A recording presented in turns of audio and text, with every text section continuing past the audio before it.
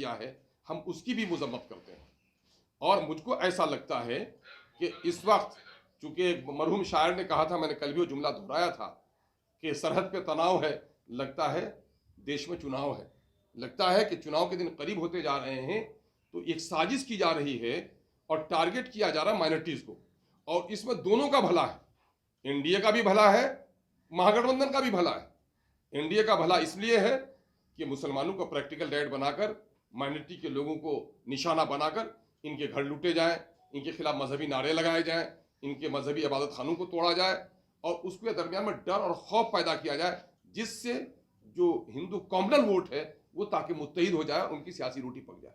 और दूसरी तरफ बिहार की गठबंधन की हुकूमत ने ढील इसलिए दे रखी है कि अकलियत के लोग ताकि डर के मारे में मेरे झोली में आ जाए। ये दोनों की अपना जो हित है वो दोनों का हित निहित है इस मामले में।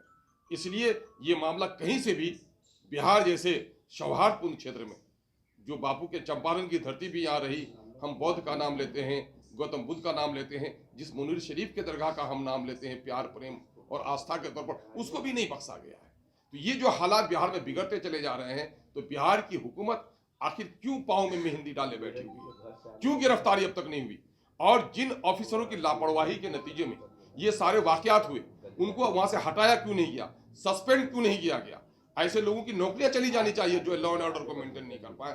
तो बिहार की हुकूमत जो गाल बजा रही है, तो ये हालत क्यों है।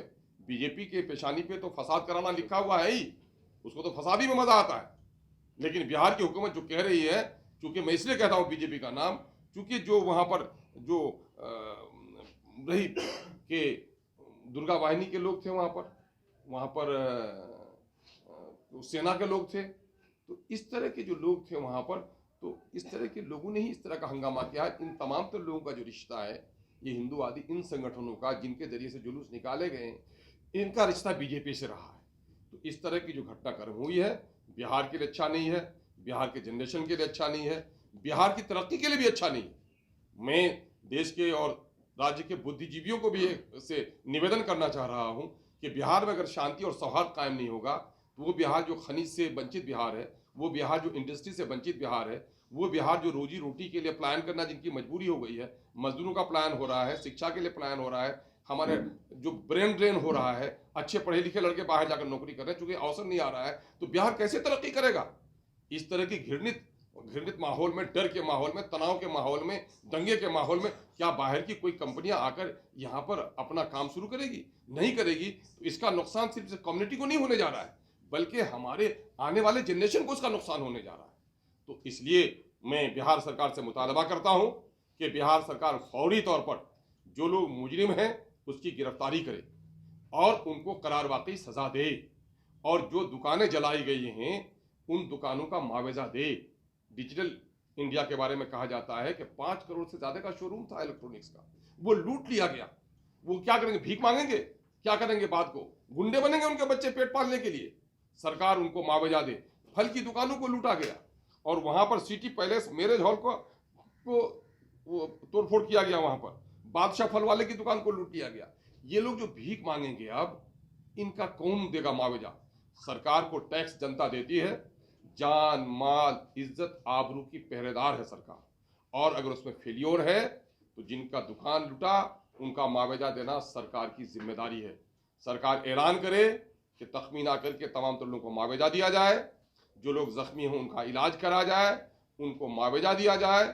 जो लोगों ने मस्जिद के मीनारे को तोड़ा, मस्जिद के मीनारे पे झंडा लगाया, मस्जिद में आग लगाई, मदरसा अजीजिया को जलाया, दुकानें लूटी, दुकानें जलाई, ऐसे तमाम तर लोगों को कैफर किरदार तक पहुंचाते हुए जेल के सलाखों में उसको पहुंचाए। और हुकूमत गारंटी दे कि यहाँ दलितों को, अकलियतों को, कमजोर तबके की जान माल इज्जत की तरफदारी होगी। अगर ये गारंटी देने के लिए सक्षम नहीं है लोग, तो इसके माने ये है कि गद्दी पर बैठने के लायक नहीं है ऐसे लोग। इसलिए ये तमाम तर हम लोग का मुतालबा है कि सरकार, और मुझे अफसोस इस बात पर भी है, पहले तो ये मान लीजिए कि राम के बारे में जो आम धारणा है लोगों का कि राम ने न्याय की बात की, इंसाफ की बात की, और राम को उर्दू के महान कवि ने इमामुल हिंद कहा, हीरो ऑफ द नेशन कहा उसको, और उसके आड़ पे जो कुछ बिहार में हो रहा है ये बहुत ही दुखद है। अभी ताज़ा तरीन जो घटनाक्रम है वो कल और परसों के दरमियान में जो हालात बिगड़े हैं पूरे बिहार में, उसमें ये हुआ कि जुलूस निकाले गए। धार्मिक जुलूस से निकालने का हक है, किसी पर उंगली नहीं उठाई जा सकती। सरकार उसे परमिशन देती है, परमिट करती है, निकालना चाहिए, लेकिन दूसरों को गाली देने का किसी को हक नहीं। मुस्लिम अक़लियत के खिलाफ भद्दे नारे लगाए गए, रूट चेंज किया गया, और ये प्लानिंग वे में जैसे लगता हो कि टारगेट किया गया हो मुस्लिम मोहल्ले को। बिहार शरीफ में जो कुछ हुआ है, मदरसा अजीज़िया को जलाया गया। मदरसा अजीज़िया जो वक्फ की प्रॉपर्टी है, उनके सामने में जो दुकानें हैं वो जलाई गई। वहीं पर एक इलेक्ट्रॉनिक डिजिटल इंडिया के नाम से शोरूम है इलेक्ट्रॉनिक्स का, उसको लूटा गया। वहीं कृष्णा मार्केट है उसको छोड़ दिया गया, और वहीं पर एक मार्केट है सिटी पैलेस, उसको लूट लिया गया। आप देखेंगे कि लहरी थाना के करीब अंदर मस्जिद के अंदर में आग लगाई गई, मस्जिद के कुछ हिस्सों को तोड़ा गया, एक गुंबद को तोड़ दिया गया, दूसरे गुंबद पर झंडा लगा दिया गया। और यहाँ मुनेर शरीफ में, लखीसराय में, मुंगेर में, हत्ता के किशनगंज में भी भद्दे भद्दे किस्म के नारे लगाए, और अब तक वहाँ के डीएम एसपी ने कोई कार्रवाई नहीं की। तो ये जो मजहबी फसाद का एक जरिया बना लिया है लोगों ने, फसाद पैदा करके राजनीतिक करने का, ये बहुत दुखद स्थिति है। उससे दुखद स्थिति ये है कि जो कुछ हुआ बिहार की वो सरकार जो गठबंधन की सरकार, सेकुलर सरकार कहती है, न्याय पे आधारित सरकार कहती है, रूल ऑफ लॉ का दावा पेश करती है, वो सरकार लफ्ज ये हुए। घटनाक्रम इतनी बड़ी घटना हुई है, वजीर आला का इस पर कोई जबरदस्त बयान नहीं आया, नायब वजीर आला ने ट्वीट भी नहीं किया। लोग तकाजा भी उस पर कर रहे हैं कि बड़े संवेदनशील आप रहे हैं, छोटे छोटे मामलों में आप ट्वीट करते थे, ये इतना गंभीर मसला हुआ है तो आप बिल्कुल चुप क्यों बैठे हुए हैं। तो लगता है कि बिहार की जो गठबंधन की सरकार है वो भी तवज्जो नहीं दे रही है। गिरफ्तारियां क्यों नहीं हुई, दुकानें क्यों जलाई गई, रूट क्यों चेंज किए गए, फसादात की कोशिश क्यों की गई, और एक तरफा तौर पर लोगों पर जुल्म क्यों हुआ।